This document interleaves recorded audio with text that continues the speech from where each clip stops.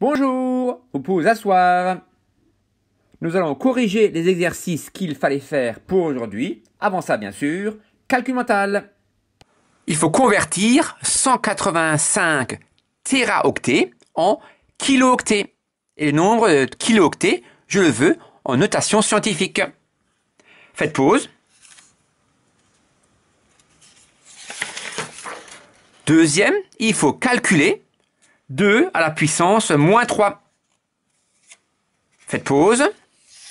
Troisième, il faut développer et réduire l'expression x moins 1 au carré moins x au carré. Et enfin, il faut calculer l'expression 10 au carré, le tout à la puissance 4, multiplié par 10 au carré, et diviser tout cela par 10 puissance 5. Il faut dire c'est 10 puissance combien? Quand vous aurez terminé, nous allons directement passer au corrigé. 185 téraoctets égale combien de kilooctets? J'ai écrit ici les unités. Téra, giga, méga, kilo. Ta grand-mère Kelly unité mange 1000 nouilles. Donc je vais en dessous mettre le tableau de conversion. Et il faut savoir que dans unité, il y a 3 colonnes. Donc j'écris ici le nombre 185 téra. 185 téraoctets. Et moi, je veux en kilooctets. Ici, c'est unités. Et donc, dizaines, centaines, unités de mille, dizaines de mille, centaines de mille, unités de millions, dizaines de millions, centaines de millions. Et donc, 185 téraoctets, 185 téraoctets égale 185 avec 3, 6, 9 zéros. C'est-à-dire 185 milliards de kilooctets. Je vais bien sûr écrire ça avec des puissances de 10. C'est 10 puissance 9 milliards 3, 6, 9, 0 kilooctets.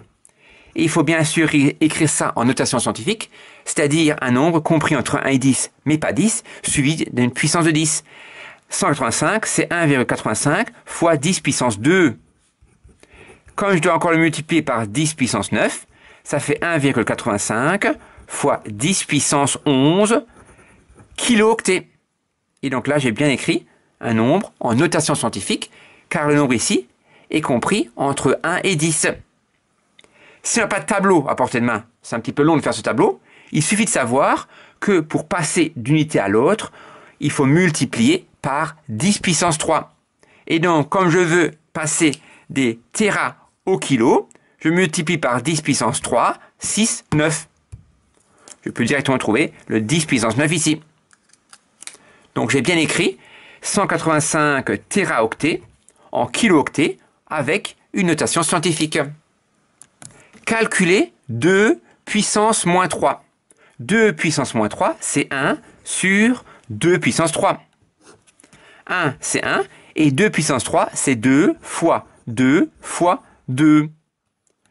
2 fois 2 est égal à 4, fois 2 est égal à 8. Et donc 2 exposant moins 3 ou 2 puissance moins 3 est égal à 1 huitième. Développer, réduire l'expression x moins 1 au carré moins x au carré. X moins 1 au carré, c'est x moins 1 fois x moins 1. Pour développer, j'utilise la double distributivité. X fois x, x au carré, x fois moins 1, moins x, moins 1 fois x, moins x, et moins 1 fois moins 1, d'après l'arrêt des signes, ça fait plus 1. Et j'oublie pas de recopier après, moins x au carré. Voilà, j'ai développé, je vais à présent réduire. X au carré, moins x au carré, ça fait 0x au carré, c'est-à-dire rien. Moins x, ça fait moins 2x, et plus 1. Ainsi, l'expression développée de x moins 1 au carré moins x au carré est moins 2x plus 1. Calculer 10 puissance 2 à la puissance 4 multiplié par 10 puissance 2 et divisé par 10 puissance 5. 10 puissance 2 à la puissance 4, c'est 10 puissance 2 fois 10 puissance 2 fois 10 puissance 2 fois 10 puissance 2. Je multiplie encore par 10 puissance 2 et je divise par 10 puissance 5. 10 puissance 2 fois 10 puissance 2, ça fait 10 puissance 4. 10 puissance 4 fois 10 puissance 2, ça fait 10 puissance 6. 10 puissance 6 fois 10 puissance 2, ça fait 10 puissance 8. Et 10 puissance 8 fois 10 puissance 2, ça fait 10 puissance 10. Et donc l'expression est égale à 10 puissance 10 divisé par 10 puissance 5. Or, 10 puissance 10, c'est 10 fois 10 fois 10 fois 10 fois 10, 10 fois 1, 2, 3, 4, 5, 6, 7, 8, 9 et 10. Et je divise par 10 puissance 5, qui est 10 fois 10 fois 10 fois 10 fois 10. 1, 2, 3, 4, 5. Et donc, je ne change pas une fraction lorsque je divise le numérateur et le dénominateur par un même nombre non nul. Donc, je peux diviser par 10, puis par 10, puis par 10, puis par 10, puis par 10. Et il me reste ici 1, 2, 3, 4, 5, 10 fois 10 fois 10 fois 10 fois 10, c'est-à-dire 10 puissance 5. On peut également appliquer les formules. Comme je divise ici les puissances de 10, je dois faire 10 puissance 10 moins 5 qui fait 5. Donc en tout cas, l'expression proposée est égale à 10 puissance 5. Corriger des exercices de la séance précédente. Correction de l'exercice 65 de la page 101. Le préfixe kilo correspond à une multiplication fois 1000, méga fois 1 million, c'est-à-dire 10 puissance 6, déca fois 10, giga fois 1 milliard, c'est-à-dire fois 10 puissance 9, et hecto fois 100. Correction de l'exercice 66 de la page 101. Le préfixe milli correspond à une division fois 1000 ou à une multiplication fois 10 puissance moins 3. Nano fois 10 puissance moins 9. Déci fois 0,1. Micro fois 10 puissance moins 6 ou divisé par 1 million. Et centi fois 10 puissance moins 2 ou divisé par 100. Correction de l'exercice 67 de la page 101. Un micromètre est égal à 10 puissance moins 6 mètres. Un centilitre est égal à 10 puissance moins 2 litres. Une nanoseconde égale 10 puissance moins 9 secondes. Un gigaoctet égale à 10 puissance 9 octets. Un mégaoctet 10 puissance 6 octets. Et un kilogramme 10 puissance 3 grammes. Correction de l'exercice 70 de la page 101. L'ordinateur chinois Tianyu peut réaliser 33 millions de milliards d'opérations à la seconde. Il faut exprimer ce nombre à l'aide d'une puissance de 10. 33 millions, c'est 33 fois 10 puissance 6. Mais c'est 33 millions 2 milliards, donc fois 1 milliard. Or, 10 puissance 6 fois 10 puissance 9, c'est égal à 10 puissance 15. Voilà, j'ai exprimé ce nombre à l'aide d'une puissance de 10. En plus, je vais transformer ça en notation scientifique. C'est pas demandé, mais 33 en 3,3 fois 10. Et après, je dois multiplier par 10 puissance 15. Or, 10, c'est pareil que 10 puissance 1. Et 10 puissance 1 fois 10 puissance 15 égale 10 puissance 16. Cela signifie ainsi, le nombre 33 millions de milliards peut s'écrire 33 fois 10 puissance 15 ou 3,3 fois 10 puissance 16 à l'aide de puissance de 10. Deuxième question, combien d'opérations cet ordinateur peut-il réaliser tout d'abord en une milliseconde? C'est quoi milliseconde? Donc là j'ai seconde, et là j'ai milliseconde. Donc une seconde, c'est 1000 millisecondes. Ou inversement, une milliseconde, c'est 10 puissance moins 3 secondes. Donc une milliseconde est égale à 10 puissance moins 3 secondes. En une seconde, l'ordinateur réalise 3,3 fois 10 puissance 16 calculs. Et donc, moi, je veux savoir le nombre de calculs qu'il fait en 10 puissance moins 3 secondes. Comme c'est un tableau de proportionnalité, je peux bien sûr effectuer l'égalité des produits en croix, mais là c'est plus simple. de déterminer le coefficient pour passer de la première colonne à la deuxième colonne. Bien sûr, je multiplie par 10 puissance moins 3. Et 3,3 fois 10 puissance 16 multiplié par 10 puissance moins 3 est égal à 3,3 fois 10 puissance 13.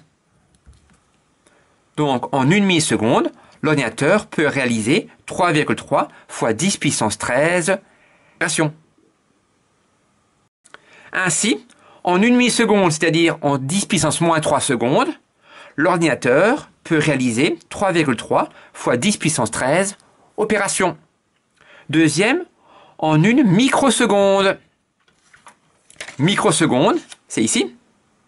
Donc, une seconde, c'est 1000 millisecondes. Et 10 puissance 6, c'est-à-dire 1 million de microsecondes. Et donc, pour passer des microsecondes en secondes, ça c'est 10 puissance moins 3, 10 puissance moins 6. Et donc, une microseconde, c'est égal à 10 puissance moins 6 secondes. Et donc ici, en 10 puissance moins 6 secondes, pour trouver le nombre d'opérations qu'il peut réaliser, bien sûr, on peut utiliser l'égalité des produits en croix, ou bien, comme précédemment, remarquez que pour passer de 10 puissance moins 3 à 10 puissance moins 6, il faut multiplier par 10 puissance moins 3. Et donc, pour trouver le nombre d'opérations, je multiplie aussi par 10 puissance moins 3 ici. Donc, ça fait donc 3,3 fois 10 puissance 13 fois 10 puissance moins 3. Et donc, 3,3 fois 10 puissance 10.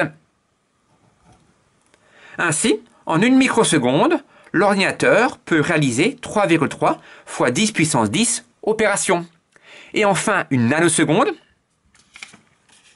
Une nanoseconde, c'est 10 puissance moins 9 secondes.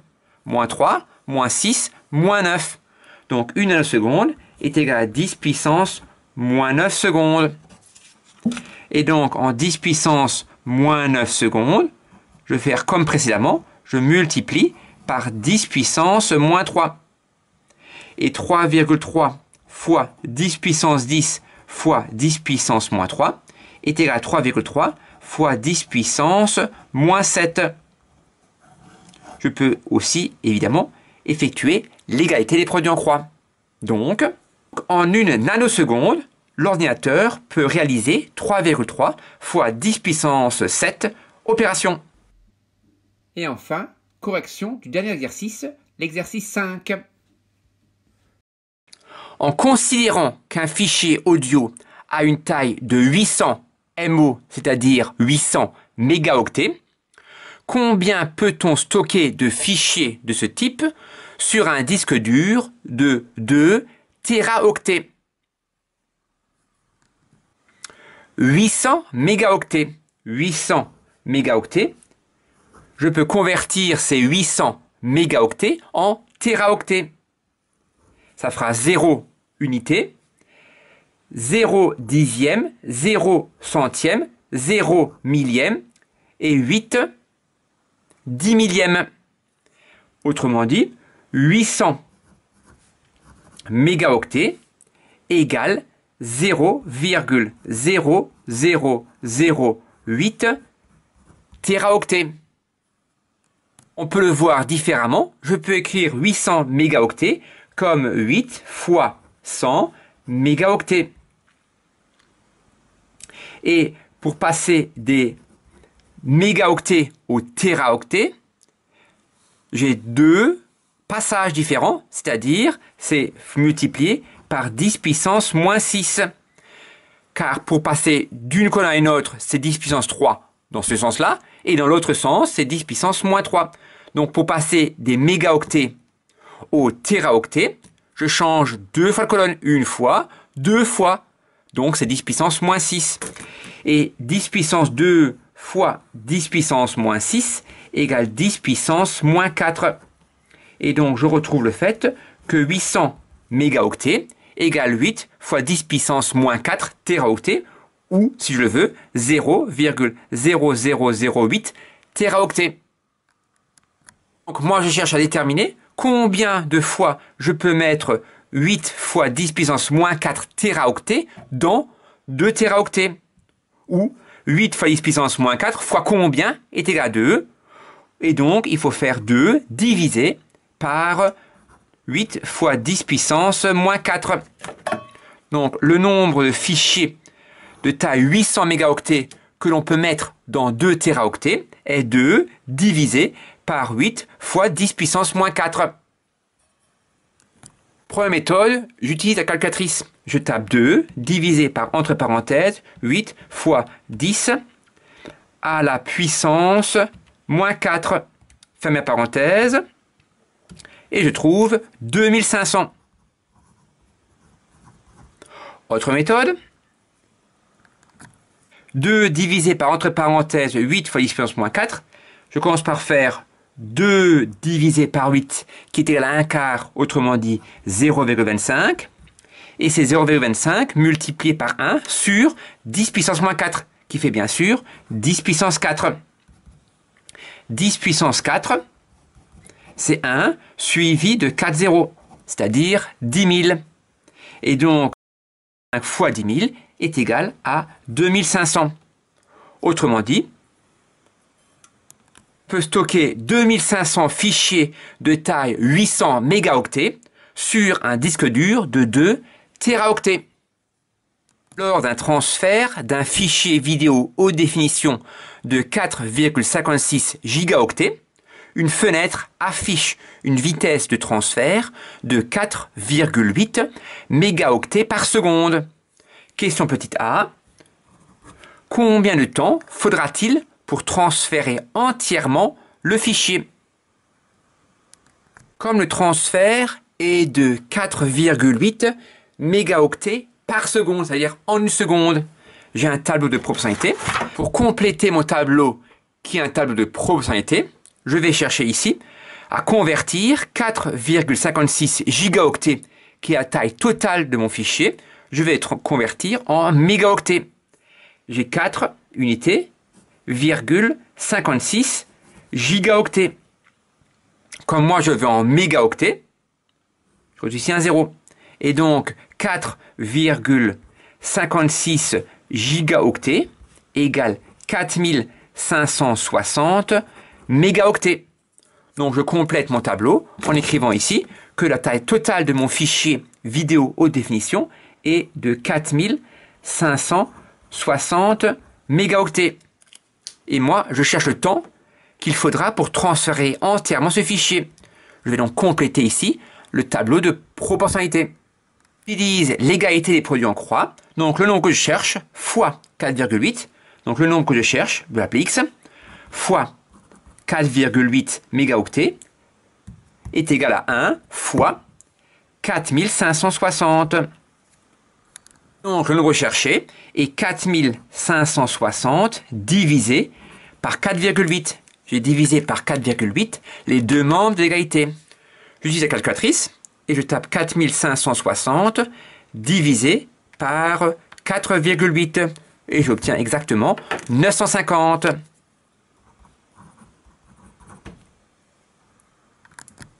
Il faudra donc 950 secondes pour transférer entièrement le fichier vidéo haute définition de 4,56 gigaoctets avec une vitesse de transfert de 4,8 mégaoctets par seconde, si bien sûr la vitesse est uniforme.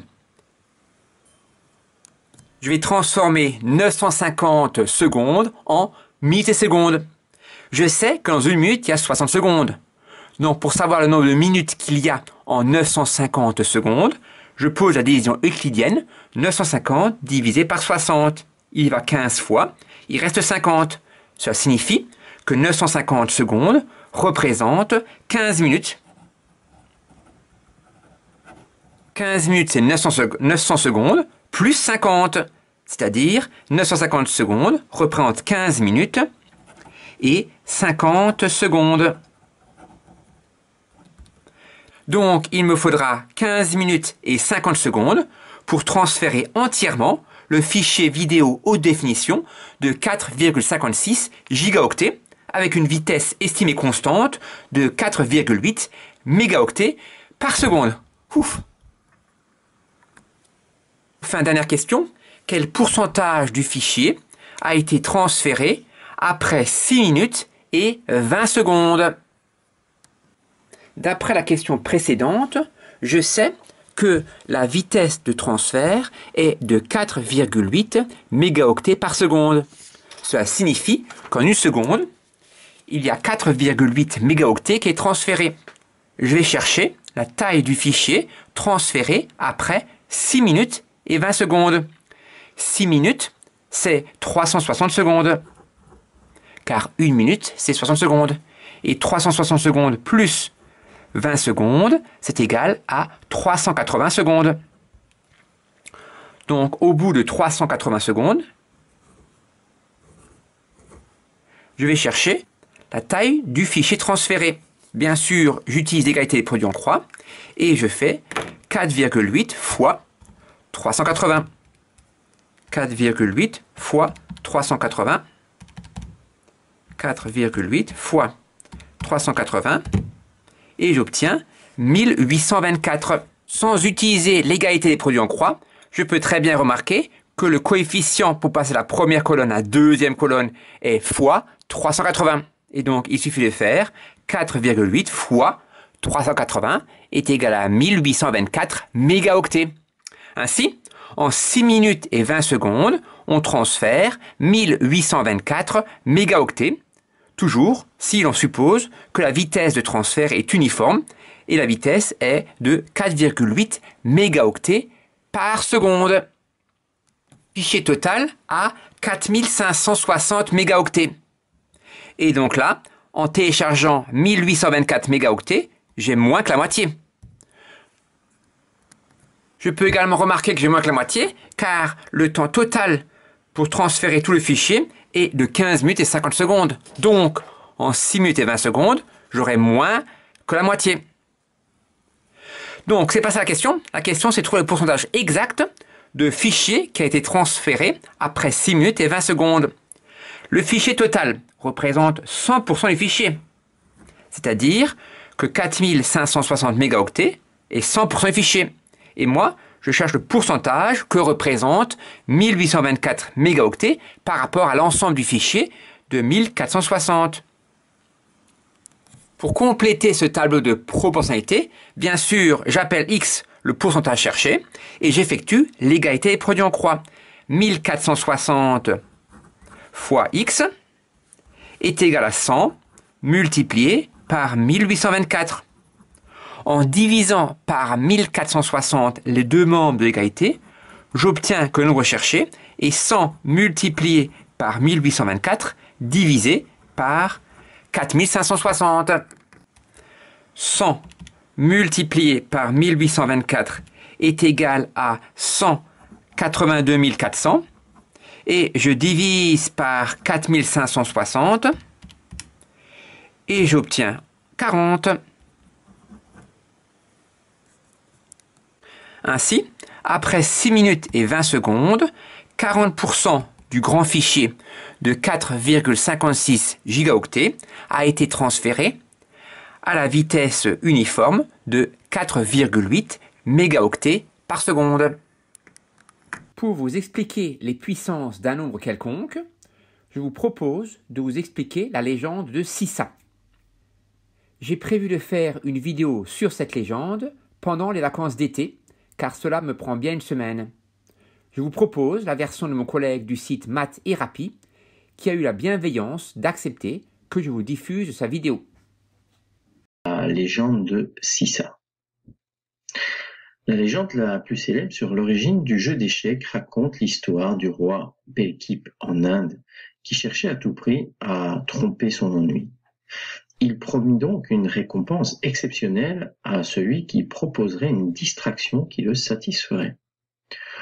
Lorsque le sage Sissa, fils du brahman d'Ahir, lui présenta le jeu d'échecs, le souverain enthousiaste demanda à Sissa ce que celui-ci souhaitait en échange de ce cadeau extraordinaire.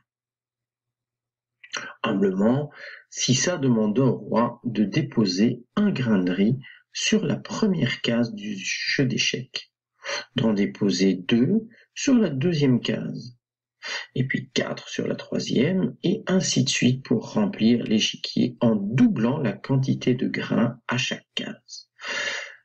Donc ce serait une suite un peu particulière qui tire du premier grain, on le multiplie par 2 pour en avoir 4, on le multiplie par 2 pour en avoir 8, et ainsi de suite.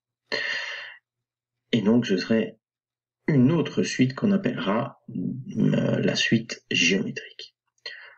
Le roi accorda immédiatement cette récompense qui en apparence était assez modeste, mais son conseiller lui expliqua qu'il venait de signer la mort du royaume, car les récoltes de l'année ne suffiraient pas à s'acquitter du prix du jeu. « Comment est-ce possible ?» lui demanda le roi. Et le conseiller éclaira le roi sur son infortune.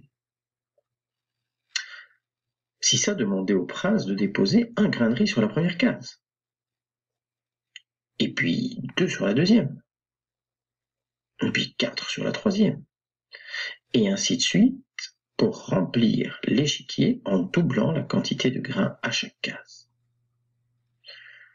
Sur la première case, il y a 1 grain. Sur la deuxième case, il y a 2 grains. Sur la troisième case, il y a 2 fois 2, donc 4 grains. Sur la quatrième, 2 fois 2 fois 2, donc 8 grains. Sur la cinquième, il y a 2 fois 2 fois 2 fois 2 égale 16 grains. Sur la sixième case, il y a 2 fois 2 fois 2, il y a 32 grains. Mais à chaque fois, on multiplie 2 par 2 par 2. C'est un produit de facteur 2, et ça, vous le connaissez, c'est-à-dire une puissance. Donc 2 fois 2 fois 2 fois 2 est égal à 2 exposant 5. Donc, si je reprends l'exemple et que je le travaille en termes de puissance, sur la deuxième case, il y a 2 exposant 1 grain. Sur la troisième, 2 exposant 2 grains. Sur la quatrième, 2 exposant 3 grains. Sur la cinquième, 2 exposant 4, et ainsi de suite. Et donc, sur la dernière case, donc je vous rappelle que sur un échiquier, il y a 8 fois 8, c'est-à-dire 64 cases, il y aurait 2 exposant 63 graines. En prenant votre calculatrice, vous allez vous rendre compte que ce nombre est très élevé. Et il va donc largement dépasser le remplissage de cet échiquier. On ne verra même plus l'échiquier sous le tas de grains, puisqu'il y aura... Alors, c'est tellement long que je n'arrive pas à vous lire ce nombre. En sachant qu'en moyenne, un grain de riz pèse 0,1 g. Sur la dernière case, il y aurait donc des tonnes et des tonnes et des tonnes de riz. Le riz est la deuxième céréale alimentaire la plus produite dans le monde, avec une production mondiale de près de 15 200 kg de riz par seconde, donc 479,2 millions de tonnes en 2014. Eh bien, la quantité de riz que réclame Sissa au roi représenterait donc 1924 fois la production mondiale de riz en 2014 dans le monde. Et voilà. Je pense que vous avez compris. Nous allons écrire roi. cela dans la partie leçon. Donc on change de partie et on écrit à la suite des préfixes. Grand E, les puissances d'un nombre relatif. Petit 1, définition. Soit n un nombre entier positif, a puissance n est égal à a fois a fois a fois a, n fois. Et a puissance moins n, c'est l'inverse de a puissance n, c'est-à-dire c'est 1 divisé par a puissance n. Et par convention, a puissance 0 est égal à 1. Exemple, moins 5 puissance 3 est égal à moins 5 fois moins 5 fois moins 5, ce qui fait moins 125. 2 puissance moins 3 est égal à 1 sur 2 puissance 3, c'est-à-dire 1 huitième ou 0,125. Et enfin, moins 3 à la puissance moins 4 est égal à 1 sur moins 3 à la puissance 4, donc 1 sur 81. Attention ici aux parenthèses. Entre parenthèses, moins 3 ferme la parenthèse à puissance 4 est égal à 81, mais moins 3 puissance 4 est égal à moins 81. nous allons faire des exercices d'application de cette définition et deux problèmes. Tout d'abord, l'exercice 48 de la page 100, il faut recopier et compléter. Puis l'exercice 49 de la page 100, il faut écrire sous la forme d'un quotient. Vous pouvez, si vous avez du mal, vous aider des exemples de la leçon. Et pour finir cette séance, deux problèmes. Premier problème, l'exercice 91 de la page 117 qui parle de déchets plastiques dans l'océan Pacifique Nord. Et enfin, le problème exercice 97 de la page 118 où l'on va calculer le nombre d'atomes de cuivre contenus dans une pièce de 5 centimes d'euro. Je vous souhaite un bon travail et surtout une bonne journée.